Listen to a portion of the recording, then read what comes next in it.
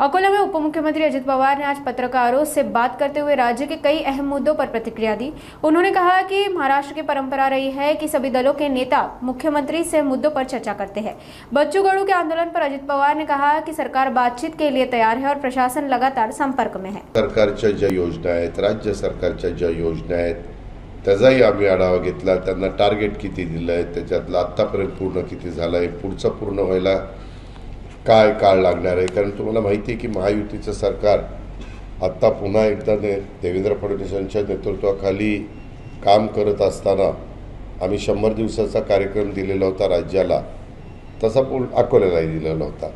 आणि त्या 100 दिवसाच्या कार्यक्रमामध्ये बऱ्याच काही गोष्टी वेगवेगळ्या विभागाच्या पूर्णत्वाला नेण्याच्या करताचा उद्दिष्ट हे त्यांना दिलेलं होतं आणि काहींनी ते पूर्ण केलेलं आहे, काही जरा कमी पडलेले आहेत। म्हणून आता दुसरा 150 दिवसाचा कार्यक्रम आम्ही दिलेला आहे।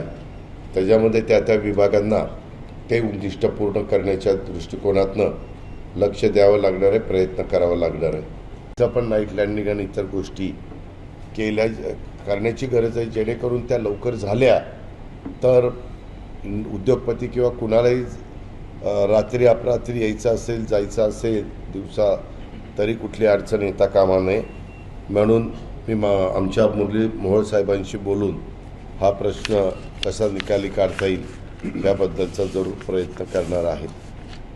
अशा प्रकारच्या अनेक त्याच्यात आता सगळं मी सांगत बसत नाही, पण खूप काही गोष्टीचा आढावा आदर्श शाळा असतील, अंगणवाड्या असतील, पीक कर्जाच्या बद्दलचं जे काही धोरण आम्ही बदललेलं आहे त्याच्याबद्दलचं, शेतकऱ्यांना त्याच्यामध्ये जागृती करण्याच्या संदर्भातलं काम असेल, आमच्या पोलीस विभागाच्या बद्दलच्या काही अडचणी असतील तर दूर करण्याचं काम असेल, असं बऱ्याच बाबींचा आढावा आजच्या ह्या बैठकीच्या निमित्तानं झालेला आहे।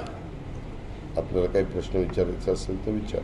तर बाबा आता खरीपाच्या पेरण्या सुरू होणार, बियाणं आहे का, खतं आहे का, युरिया DAPचं काही शॉर्टेज आहे का, त्याच्याबद्दलचा पण आढावा घेतला। आरोग्याच्या बद्दलची काय परिस्थिती आहे, इतरही संदर्भामध्ये जी काही कामं पाईपलाईनमध्ये चाललेली आहेत तिथं कुठं काही अडचणी आहेत का, केंद्र सरकारच्या ज्या योजना ह्या दिलेल्या आहेत, विशेषतः 3 कोटी घरकुलाची योजना, पंतप्रधान आवास योजना, त्याच्यामध्ये 30 लाख घराचं टार्गेट आपल्या महाराष्ट्राला मिळालेलं आहे।